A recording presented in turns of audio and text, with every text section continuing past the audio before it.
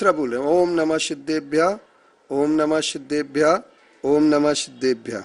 प्रिय सच की ओर चलने वाले मेरे साथियों, आज मैं आपसे ये कहना चाहता हूं कि कुछ पंथ विशेष का कहना है कि आवश्यकों का पालन उपेक्षा पूर्वक करना चाहिए, आत्मा का ध्यान करना चाहिए, पूजन भक्ति इसमें नहीं लगना चाहिए। वे कहते हैं कि पूजन हे है, और ये पूजन हे कहते हुए वो उन लोगों ने आवश्यकों को कहा, देव पूजा, गुरु उपासना, स्वाध्याय, संयम, तप और दान, ये सब हमें नहीं करना चाहिए। ये नीचली अवस्था में सम्यक दृष्टि आत्मा का साधक करता है। लेकिन हमारा आगम कुछ और कह रहा है। हमारा आगम ये कह रहा है, आवश्येंग इरियो पभट्टो होदि परगदो समनो पुप्पत्त कमेन पुनो त आवश्यम कुज्जा आवश्येन जुत्तो समनो सो होदि अंतरंगप्पा आवश्य परहीनो समनो सो होदि बहिरप्पा। इस अर्थ में वो कहते हैं, जो श्रमण आवश्यकों से भ्रष्ट हो जाता है वह अपने आचरण से भी भ्रष्ट होता है और मोक्ष मार्ग से भ्रष्ट हो जाता है।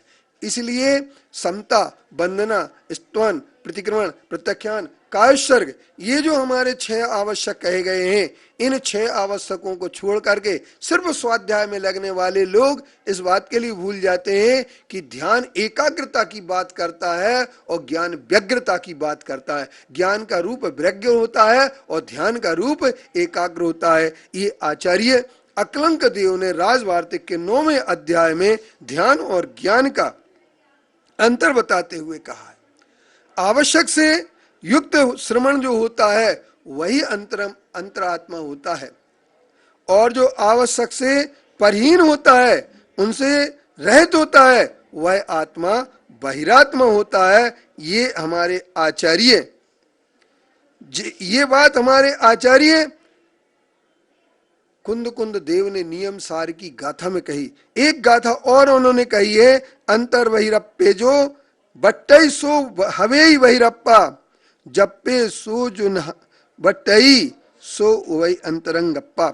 जो अंतरंग आत्मा और बहिरात्मा 2 प्रकार के होते हैं। जो अंतरंग जल्प और बहिर्जल्प से रहित हो जाता है वह अंतरंग अंतरात्मा होता है, और जो जल्प से वर्तन नहीं करता है। और इसके बाद 153वीं गाथा जिन वर चरणम्बोरो है, नमंती जे परम भक्ति एनो तय जम बेली मूलम खनंती वर भाव वत्सल्य भाव सत्यनो।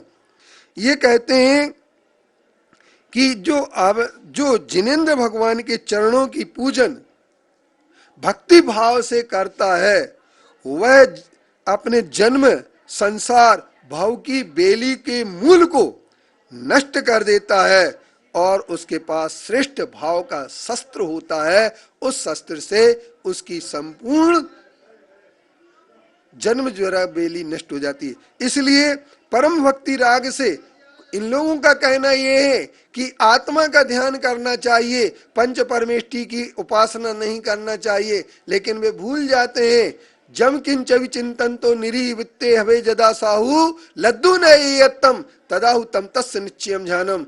हमारे आचार्य कहते हैं, तुम जहां कहीं भी रमण करो, यदि राग का भाव नहीं होगा तो तुम्हारे लिए सच्चे ध्यान की प्राप्ति होगी, और यदि राग का भाव होगा तो सच्चे ध्यान की प्राप्ति नहीं होगी। इसलिए हमें राग भाव से दूर हटने की बात कहते हैं। इसलिए एक और बात कही है, व्यवहार नयन अपि षडावश्यक परहीन श्रवण चरित्र परिभ्रष्टा इति। जो व्यवहार नय से भी 6 आवश्यक से परिहीन होता है, उसके क्या होता है, वह श्रवण चारित्र्य से भ्रष्ट होता है। यह गाथा तात्पर्य वृत्ति नामक 148वीं गाथा के नियम सार ग्रंथ के पद्मल प्रबलधारी देव ने कहा है। इसलिए हम ये कह सकते हैं कि जो हमें उचित लगता है उस उचित के साथ हमें चलना चाहिए, और उचित के साथ जब हम चलते हैं तो जिनेंद्र भक्ति में लीन होने वाला क्योंकि एक सबसे बड़ी बात कही गई है, दर्शनेन जिनेन्द्राणाम साधु